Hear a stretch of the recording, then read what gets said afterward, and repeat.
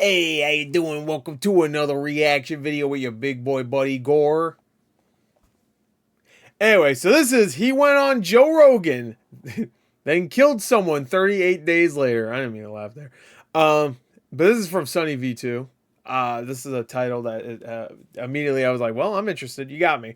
I have no idea what this is about. So let's check it out. It's about the guy that I guess kills someone. I don't know. I have no idea. I really have no idea besides that. So he looks like he's wearing a bag. Obviously, it's supposed to be a hoodie, but it looks like a bag. Well, maybe, I don't know. Maybe it's a bag. I have no idea. Anyway, let's find out. Let's go. Link in the description. 3, 2, 1, play. On the 1st of February 2024, Sheldon Johnson appeared on the Joe Rogan Experience. 38 days later, he was arrested and charged with murder. Wow, it looked completely different in the thumbnail. So 2096, with Joe Rogan, Sheldon Johnson, and another person named Josh Dubin. Josh had been on the podcast 6 different times before, explaining on an earlier episode that he just invite Josh Dubin on because it almost sounded like Doobie? Was a lawyer who worked with wrongfully convicted felons. We're here to get the word out about wrongful convictions. In 3 out of 6 of Josh's appearances, he'd bring these wrongful convicts to tell their story. He spent 3 decades in jail for murders that he didn't commit. So when Josh brought in Sheldon Johnson, it seemed this would be another positive episode, but it quickly became apparent that Sheldon was slightly different. I figured we'd do something a little bit different. Typically, the person sitting to my right is someone that was wrongfully convicted. Sheldon is guilty. Sheldon had only just been released from a 25-year prison stint, but Josh had brought it on specifically as an example of someone who'd been given an unfair amount of time, believing Sheldon never deserved his 25 years in prison. I'm assuming Josh Dubin won't be on the show anymore, right? Well, you can be the judge of that. Born 1975, Sheldon Johnson grew up in the Martin Luther King Jr. Towers, aka a poverty-stricken housing project in Harlem, New York City. His entire family tree had been in and out of prisons. My father was incarcerated. He did about 15 years.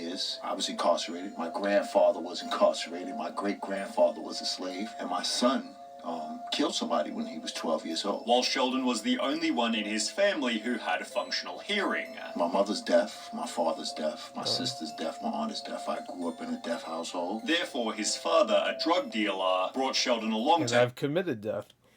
Just a different one. Help him translate deals, and by the age of 12, Sheldon had joined the exact same line of work. I started selling drugs. Guy offered me an opportunity to be a lookout, and I would just stand there, and eventually I just slowly moved up the ranks. It turned me into this person that I was never meant to be. As a result, he began to rack up charges. Driving without a license. See, I want to feel bad for him right now here, but like knowing what happens. All right, well, we'll see how it happens. Maybe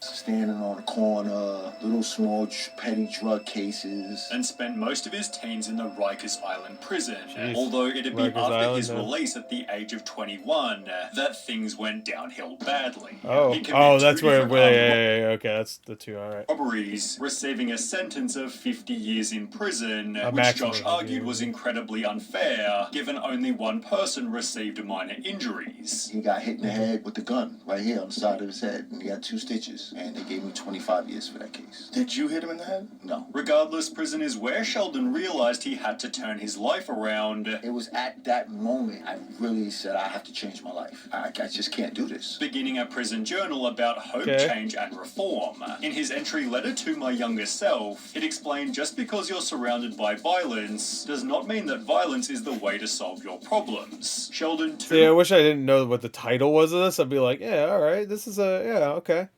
This guy making, get his life together. He's on here. He seems, level-headed in this interview. Not that he's crazy here, I mean, violence. Learn how to respond and not react. In a different entry he'd state, as we know, I'm currently in prison, which I learned is one of 2 significant things to its occupants. Can you stop pausing the video and saying things? Oh yeah, I will. Is the best out of them or the worst. I saw individuals who were at their worst, and I saw guys who were at their best. The guys who were at their best were guys who were involved in education, post-secondary education programs. Realizing the role model prisoners were those with an education, Sheldon spent years educating educating himself. I got into school, I got my GED, and then I went on to obtain my bachelor's in behavioral science from Mercy. I stopped smoking weed, I stopped smoking cigarettes. I started working in the law library. I discovered that I had a knack for complicated things, case law, and I was actually helping guys get out of prison. He'd further add to his journal, I have grown dramatically in these 14 years, when I could have easily withered away.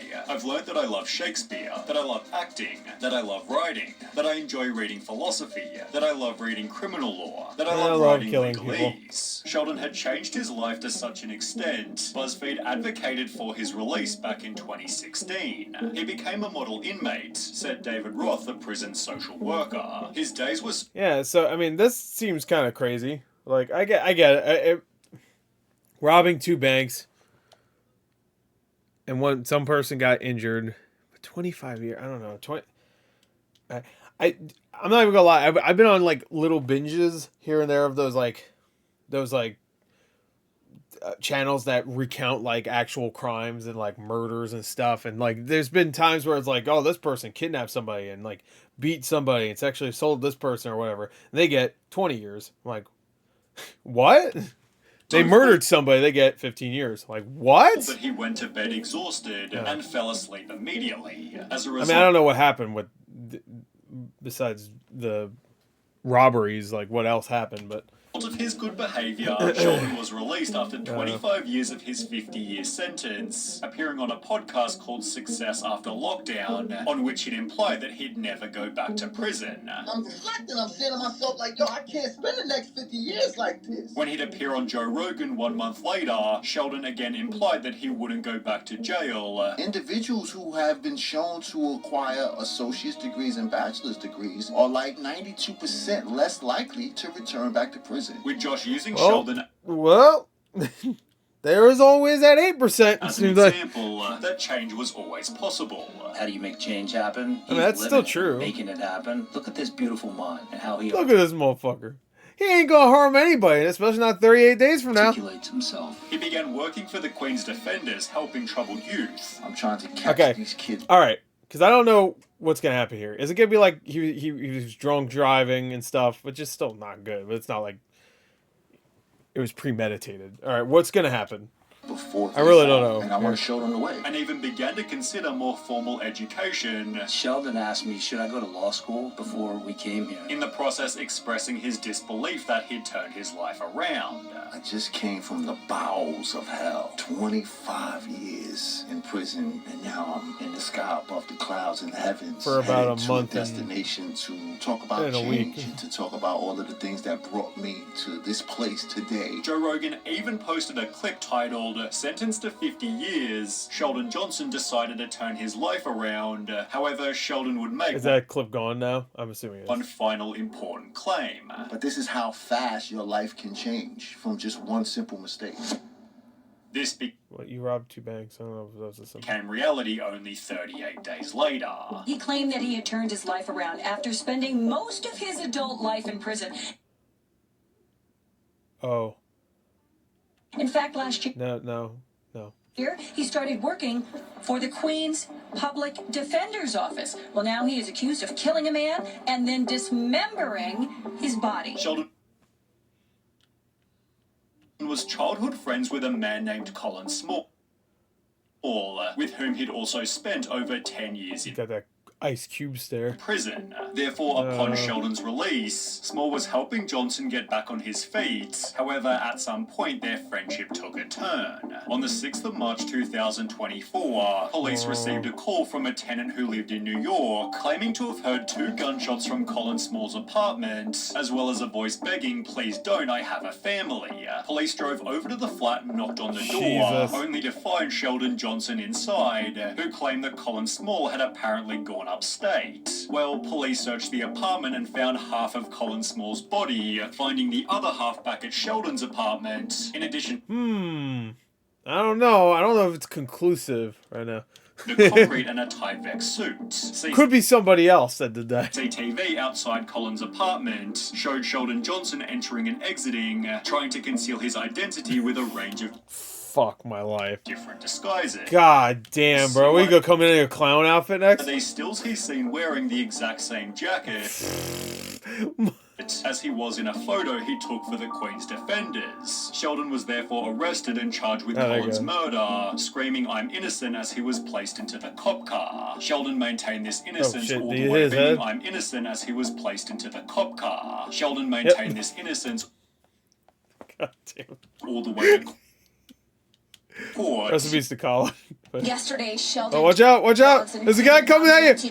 Lady, run! He's gonna do something. Watch out! As the comments on his episode changed overnight. Imagine being locked up for being wronged by the system for over 25 years, only to prove that the system was right. Amazing. The judge who gave him 50 years must feel pretty smart right now. I really believed I was gonna die in prison. Well, you're not wrong, buddy. Sheldon's own father stated, "I'm surprised my son was arrested. I was shocked. He learned and studied in prison for 26 years. He is a good man. He was doing work in a law." Good man, yeah. I mean, he cut a couple of limbs off after murdering the person. I mean, big whoop. Honestly, there were no problems, but I doubt nobody was as shocked as Josh Dubin. He's like, he ended Sheldon Johnson's episode stating, "I'm very thoughtful. This guy will definitely never go back to jail. He definitely won't dismember a friend. He definitely won't do that. Who I bring on, I think this was one of the best ones yet." But is still yet to talk publicly since Sheldon's new allegations. Joe, on the other hand, talked about it recently. He was guilty before, and we knew he was guilty, but he got 50 years. Right. And then he was talking about he turned his life around this, like, a month after he was on the podcast. Cut some dude's head off. Homie didn't understand new HD security cameras. Theorizing that prison had only made him worse. Was that because he spent 25 fucking years in jail, which is an insane amount of time to be locked up in a prison and then expect to acclimate. Whoo! I'm sure there's plenty of people that do acclimate. It does remind me a little bit of I mean, I love Shawshank Redemption, but the Brooks storyline there, where he spent pretty much most of his life in prison, and then right at the end, he gets. Watch Shawshank Redemption if you haven't seen it. It's an amazing movie. But yeah, that was a good video. Yeah, I was hooked. I was like, that's crazy. That's fucking nuts. I thought maybe, because I didn't know the story, I was like, maybe it'll be like an accident. Maybe he was fucking around. He said he did drugs, so maybe he was drunk or something. You know. Yeah, or he was high and drunk or whatever. Oh, he was hanging out with somebody, crashed car, and the person died or something. They probably showed in the beginning something like a news article or something. I just didn't notice. Probably. Damn. All right. Well. Anyway, that's it. Fuck. Bye.